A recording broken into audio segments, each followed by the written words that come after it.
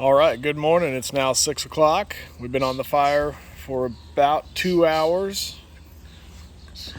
We've got next piece of wood preheating on top.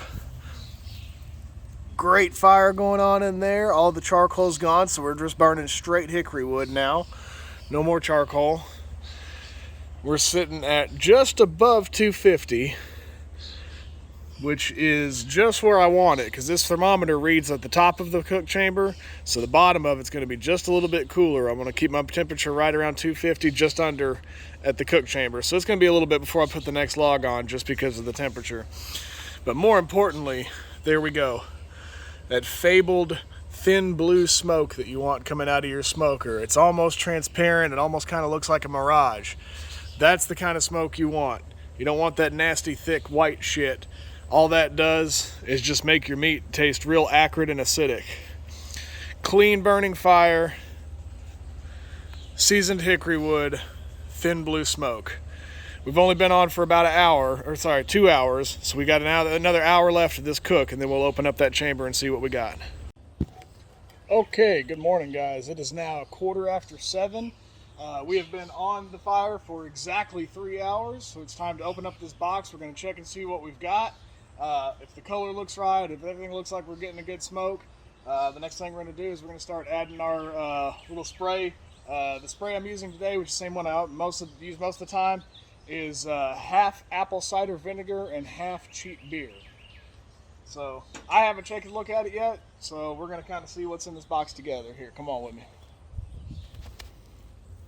Switch this. Oh yeah. Oh yeah. Great smoke color all the way through. Even that little area where I cut a little too deep on the fat's looking just fine. The flat itself, not tough. Starting to get a great color. Our Wagyu beef tallow, starting to change color. It went from clear to very yellow, so it's starting to absorb a lot of smoke. Still got plenty of water in our pan, so I'm not going to bother adding any of that. And let's go ahead and just spray down our brisket a little bit. We're going to spray down all of the areas that don't have a whole lot of fat on them. So just around the edges, just around this back side a little bit. My eyes, too much smoke in the eyes. There we go. Anyway, so get around here, get around the point of the brisket real well. And then, of course, a little bit more on that flat. Now we're going to continue to do this every 30 minutes. I'm going to open up this smoker. We're going to maintain our temperature. I brought it back down to about 225, and we're going to maintain that temperature until it's done. So it could be 3, could be 4, could be 5, could be 6 hours. We don't know. I'm not worried about temperature yet. All I want is for this to get a nice dark bark on it. That's all there is to it. Now you don't want to spray your fat either, because this moisture from the beer and the vinegar, if you spray that on your fat, that moisture is going to cool your fat down, and it's not going to render properly. You see right here, we've already started to get a little bit of that cloudy fat starting to turn clear, starting to get a little bit squishy. It's going to be a long time before that fat renders, but it's already well on its way. We don't want to spray this because it'll cool it off and stop that fat from rendering. So, close it up. Try not to crush my little spray bottle. And we'll get it back up to temperature, and I'll see you guys again later. Alrighty, hello again. Alright, so we are at 10:15 now, 10:15. We have officially hit the 6-hour mark now with this cook. Okay, so a couple things. I've kept the temperature between 225 and 250 the entire time. Now, at this point, I'm probably going to start pushing it to closer to 250. The reason for that is because I want to start making that really nice hard bark on the outside of it that we're going to soften up with the beef tallow later when we wrap it. Again, we've kept the same type of smoke going through. I've only gone through about half of my wood, so we've actually done pretty good. I did set up a tent, though, because we do have some possible thunderstorms coming in. It's starting to get a little dark and windy, and obviously I don't want rainwater hitting my smoker because, one, cold water on hot metal isn't good for the hot metal, and two, it's also going to cool my average temperature of the smoker down, so I want to try to avoid that. Plus, I don't necessarily want to get too wet myself. So, got our tin up, and we're going to go ahead and spray, and then we're going to check to see how our bark's doing. We're probably going to pull our beef tallow now because it's smoked for 6 hours, and that's plenty for it. I want it to go inside in the air conditioning so that it can solidify. I want it to be kind of a semi-solid whenever I put that on the butcher paper later, just so it spreads easier and it doesn't quite, it's not so runny, you know, as in the liquid form that it is in the smoker. We're also going to check our water pans as well, and probably lift at the bottom of the brisket and give it a good little spray because I've only done that a couple times so far. And then we'll do that. Before I open this up, because I want to minimize the amount of time I do have the smoker opened, a couple things. We're gonna the next video that we're gonna do is gonna be wrapping. Gonna wrap it in butcher paper. I don't like to use tin foil. Butcher paper to me seems to breathe a little bit better. Plus, it just kind of holds the Wagyu beef tallow a lot better. I'm not going to wrap until I see at least 4, probably 5 of the things that I look for when I get ready to wrap. The first thing I look for is color. I want to see a nice deep red color, almost, you know, a brown color, you know, a reddish brown color on the meat itself, to indicate that we've got a nice good deep smoke ring in there and I don't have to worry about it anymore, because once you wrap it, that's it. You're not going to get any more smoke to it. All you're doing now is just applying heat. Okay? The other reason for wrapping, of course, is going to be to get it past what's some pitmasters call the stall, which is where the meat gets to about 160, 165 degrees, and then at that point, the liquid is evaporating out of it at the same speed that the heat's being applied to it. So it's not going to go up in temperature anymore for a long time. It's going to just kind of sit there. The water's going to evaporate out of it. Hello! The water's going to evaporate out of it, and the temperature's going to stay the same. So, going to open this up right now. Like I said, we're looking for color on the meat. Next thing I'm looking for is the bark. We're going to look for fat render, and then I don't really care, but I'm going to check for temperature, but I know that we're probably approaching or already in the stall, so temperature's kind of irrelevant at this point. So, let's go ahead and take a look. Now that I actually have a cameraman that just walked up, though, he's going to switch the camera around. That way he can actually come over here and we can take a look and see what we got.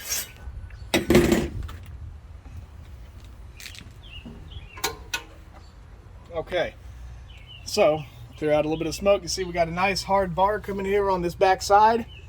We're going to go ahead and keep spraying this. I want this to not dry out. Our fat, if you look, we're going to go ahead and just poke the fat a little bit. It's still pretty spongy. It's got quite a bit of time before it renders out into a nice liquid, but you can see it's starting to do so already a little bit. Actually just peeled a little bit off right there by accident. So, all right, we're going to go ahead and pull the beef tallow out of the way. And we'll get this inside to start chilling here in just a second. Go ahead and give ourselves a little spray.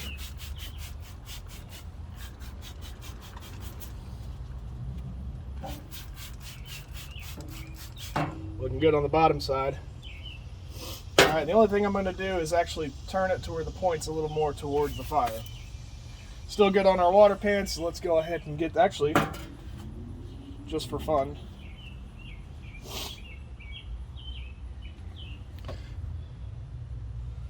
.155 on the thickest part, and then down here on the flat, we're actually falling a little bit behind. So we might end up turning the brisket around whenever we wrap it so that both sides cook evenly. But we're approaching stall temperatures, so we're going to go ahead and get back on the fire and get this beef tallow in, and I'll see you guys when it's time to wrap in a few hours. All right, guys, so a couple things. One, it has been raining almost non-stop. Like, if it's not the hardest rain that we've had this year in Norfolk in 2021, it's probably top 3. So I'm still smoking out there. We're just going to have to bring some of the recording in here. So I'm going to have to go get the brisket and bring it back in here. But anyway, we are ready to wrap the brisket. I told you that there were at least 5 things that I was looking for before I wrap, right? The first thing is going to be color. I'm looking for a deep, dark red, maybe even a brown in the bottom of the meat to make sure that we have a nice, deep, good smoke ring in it, right? The next thing I'm looking for is the bark. A nice, good, black, crusty bark on the outside of it, all the way from the point to the flat. That's been happening. The next thing that we're looking for is evaporation. Evaporation, meaning most of the water has left the meat itself. That way, it's just like cooking a hamburger, it's gone from about this big from a 15-pound brisket to a little bit smaller. You're going to see it will shrink up. It's going to be a little smaller. It's going to be a little thicker. Basically, it plumps up, kind of like you see a normal burger do. The fourth thing I'm looking for, of course, is fat render. I'm looking for that top fat cap layer to be just almost to where I can just stick my finger right through it, like there's no pushback to it whatsoever. It's just all give. It's all liquidy fat, because that's going to render into the meat whenever, soak into the meat whenever we rest it, and that's what's going to give it its juiciness or its moisture. And then the last thing we're looking for, of course, is temperature. Temperature just uses a little sanity check. We're well past the stall, so we're past that 160 to 165 mark. I'm looking for the, at this point I'm now at the 180 to 190 marker. So we're going to wrap it, and then we're going to put it back on the smoker. I'm going to turn it 90 degrees so that the point and the flat are getting heat and smoke at the same time. Well, at this point it's just heat. At the same time, so that they'll even out on their cooking. But before we do that, first thing we got to prep our butcher paper. I've already got this laid out. We brought it inside because, of course, it's raining like hell. And as you can see here, this is our smoked beef tallow that we had earlier. I just transferred it back into its original container. It was just pure white. Now it's nice and smoky. It's also nice and gloopy. Okay, it's going to spread pretty easily. And this is what I want to put on the bottom side, which is going to be the meat side of our brisket. So I'm just going to prepare the paper and spread it like this.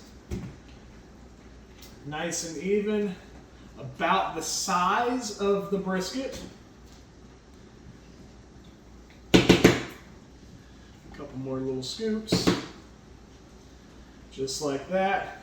And that way, while it's sitting on the smoker, this is going to render back down and soak into that bark and make that bark a little less crispy. And then we're going to go from there. So, all right, if you want to come this way, I'm about to go brave the rain for just a second. I'm going to go grab the brisket really quickly and kind of hover over it and bring it in here and drop it meat side down, fat side up, just like it's sitting on the smoker, right onto this pile of beef tallow and onto the butcher paper. We'll go from there. You ready? Yeah, it's getting it.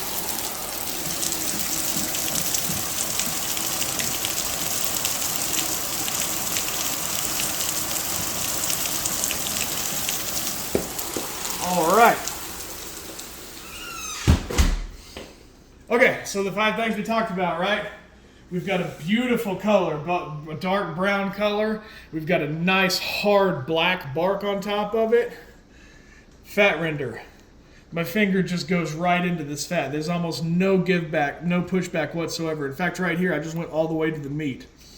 So we've got a beautiful fat render through it. We're not going to have any chewy, nasty fat that most of us don't like in there. Even back here on the point, it's the same way. And of course, that's going to continue to render up more as we cook. Temperature, go ahead and pull out our thermometer just so that we can get a little gauge. Inside the point, 178, 179. We're almost perfect on there. Down here on the flat, 153. Okay, so we're still behind, right? And that's just because this part was hidden from the fire. This part was closer to the fire. That's why we're going to turn it 90 degrees so that it'll start cooking evenly and the flat will start to catch up. Okay, so let's go ahead and get this guy wrapped up. Okay.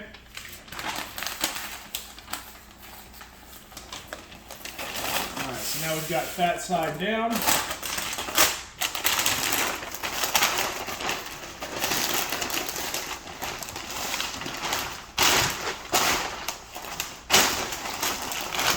Side up, down. And I put just a little bit too much butcher paper. That's fine. We're just going to roll it around like this a couple more little times. And then fat side back up, nice and tight. And this is how we're going to put it back on the smoker. And like I said, I'm going to put it 90 degrees so that the flat and the point are getting that heat at the same time. Once we start looking for temperature, I'm going to give it for about 45 minutes to an hour. and we're going to start checking for temperature. I'm looking for about 200 to 205 throughout the whole thing. Okay, so what I'm going to do when I check my temperatures, I'm just going to take my probe, and there's no harm in it whatsoever. I'm just going to stab it right through the butcher paper just like that to take temperatures. It's not going to leak as much as me having to unwrap it and do anything else like that. So I'm going to go throw it back on the smoker, and then I will get back to you guys whenever we get ready to pull it and rewrap it, and then throw it into a cooler to rest. So I'll see you later. All right, so we are done. It's been about an hour and a half since we've been back in the smoker wrapped. That's all it took to get it back up to temperature. So we're going to pull it, show you the temperature real quick just to show you what I'm working with. The point's going to be still a little bit higher than the flat, which is fine. It's to the point now where we're going to rest it, and then we'll show you a final product a little later on. So let's go ahead and pull it out of the smoker. I have gone ahead and maintained 275, between 275 and 300 for the entire time that we've had it in the smoker since we wrapped it. So we're going to take it in, unwrap it, rewrap it, and then let it rest. So let's go. Can you get the door? Yeah.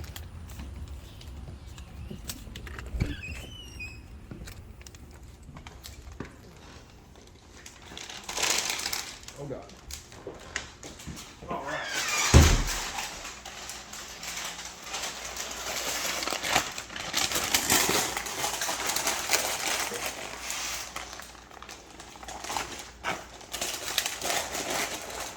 I want to point out that this brisket is very, very hot. I have cotton heat-safe gloves on underneath these rubber gloves, and it is still burning my hands very, very much.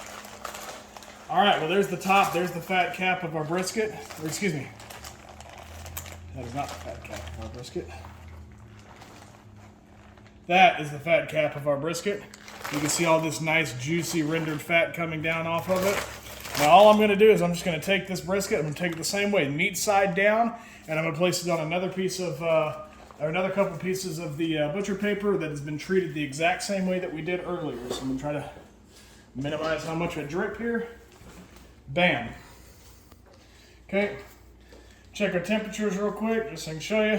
All right, so on the point side, I want you to notice it just feels like butter. I'm less concerned about the temperature. It's now going up to, let's see here, 199, 200. I said I wanted it between 200 and 205.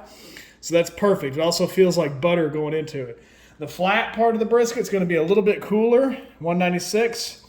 197-ish, 196, okay, that's fine. But it still feels like butter going into it. No part of this brisket is tough. So we're gonna go ahead and wrap it up just like we did before.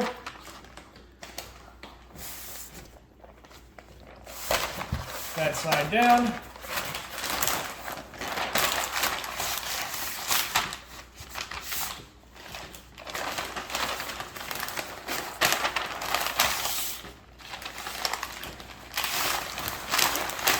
That side back up, that side down, pull up our little corners here, which we don't have any leaking, and that side back up. Same way that we've been storing it every time, and I'm going to do the same thing again. So now we have an ice chest that's in the garage. It's lined with tin foil. The tin foil is just to help hold a little bit more heat in and to keep this from leaking all over my ice chest. We're going to head out to the garage and set that in.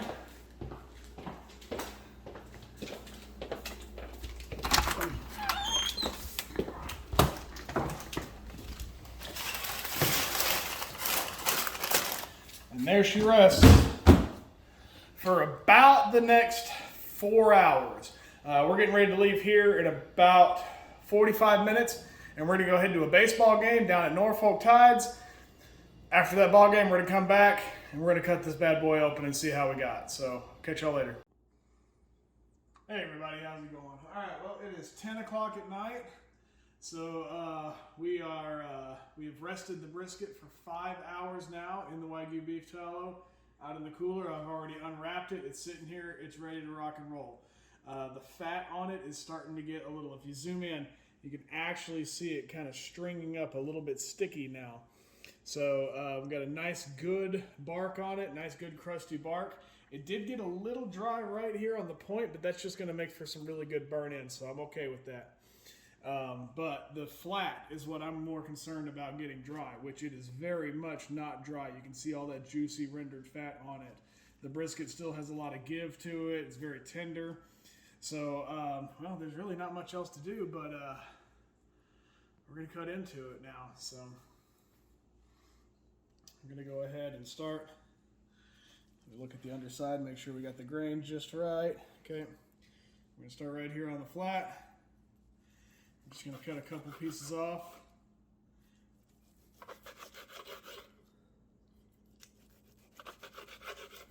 Just like that. Look at here. Nice rendered fat all the way through. Still a little dry. Nice deep smoke ring, but almost no effort to tear it apart. The only thing we could have done different there is I probably could have heated it up with the point end, or sorry, with the flat end towards the fire first, and then slowed it down at the end. But it's still good and moist, and I'm okay with that. In fact, we're gonna go ahead and give this a try right now.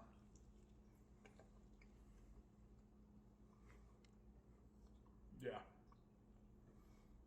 I'm gonna give a piece to our cameraman here.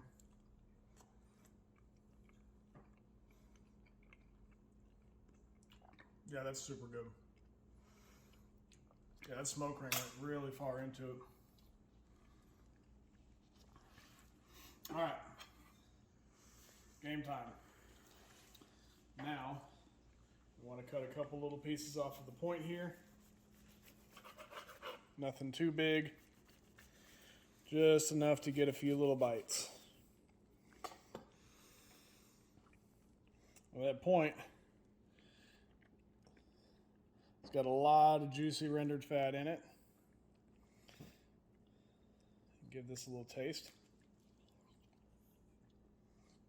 That is going to make some of the best burnt ends ever. I think a little combination of both of those, I think we did it right. Yeah, I think we did it right. I think the only thing I would do is that last hour where I was waiting on a little more of a bark and it was raining, I would have pulled it about an hour sooner before we wrapped it and let it rest. I let it go a little bit longer just because it was raining like hell, but it's fine. It's not too dry. It's nice and moist on both the point and the flat. This is going to be a great brisket. So thanks for watching, guys, and catch you guys later on the next one.